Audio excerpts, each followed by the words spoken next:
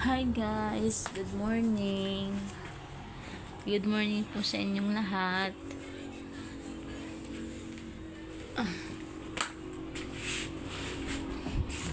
Kumusta po ang araw niyo today? At tayo ay kakape na muna. Lagyan natin ng init. Tubig para mag-init.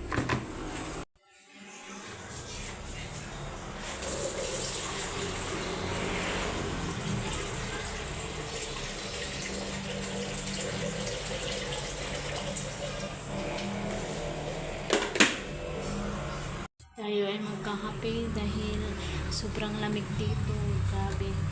Maulan nga natin yung bintana para makita na kung ano nangyayari sa labas, guys. So, yan.